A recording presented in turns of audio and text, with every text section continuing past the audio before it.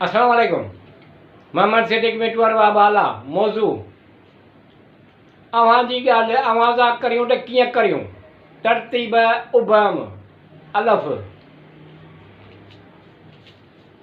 यादि जो हर पल हसीन हूंदो आहे, फ़क़ति क़ाबिल रश्क ऐं डाढ तहसीन आहे।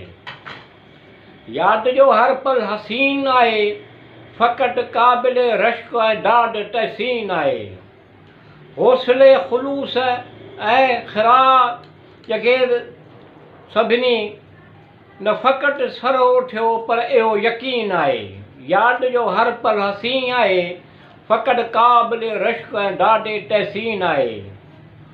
नेक जज़्बा सदा जमाल ऐं कमाल माणींदड़ रहनि।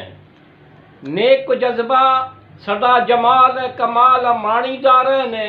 संदन रोज़ अफ़ज़ोन तरक़ी ऐं कामयाबी का दुआगू आहे। यादि जो हसीन, यादि जो हर पल हसीन आहे, फ़क़ति क़ाबिल रश्क ऐं डाढे तहसीन आहे। साथियुनि अहिड़ो त कारनामो करे ॾेखारियो, साथियुनि अहिड़ो त कारनामो करे ॾेखारियो जो इहो चवंदे दिली मुसरत महसूसु थी रहियो आहे। यादि जो हर पल हसीन आहे, फ़क़ति क़ाबिल रश्क ऐं डाढे तहसीन आहे। रोशन दिमाग़ अदब नवाज़ समाजी इल्म नवाज़ अहिड़नि। रोशन दिमाग़ अदब नवाज़ समाजी इल्म नवाज़ अहिड़नि। उन्हनि जे ख़िदमतुनि खां मुतासिर थी उन्हनि नाक़ाबिल फ़रामोश एहसान आहे। उन्हनि जो नाक़ाबिल फ़रामोश एहसान आहे। यादि जो हर पल हसीन आहे, फ़क़ति क़ाबिल रश्क ऐं डाढे तहसीन आहे। संदसि नसर नज़म जो बेबहा ख़ज़ानो हिन। संदसि नसर नज़म जो बेबहा ख़ज़ानो हिन। दौर जो माया नाज़ सरमायो आहे। यादि जो हर पल हसीन आहे, फ़क़ति क़ाबिल रश्क ऐं डाढे तहसीन आहे।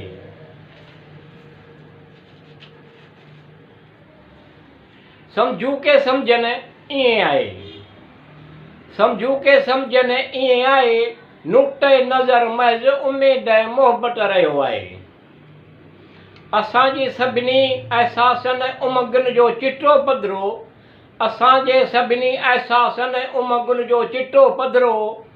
पेशे मंदर पेश करे दो, पेश मंदर पेश करे दो। इहो अंदाज़ निरालो ज़रूरु आहे। सम्झू के सम्झनि ईअं आहे।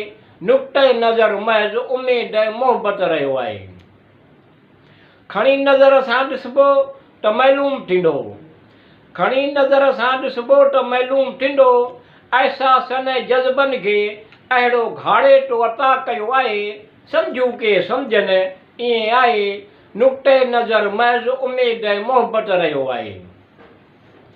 उन्हनि वाज़ह उसूलनि ते ईमानदारी ऐं सचाईअ सां, उन्हनि वाज़ह उसूलनि ते ईमानदारी ऐं सचाईअ सां उन अहिड़े त माॻ ते रसाए छॾियो आहे।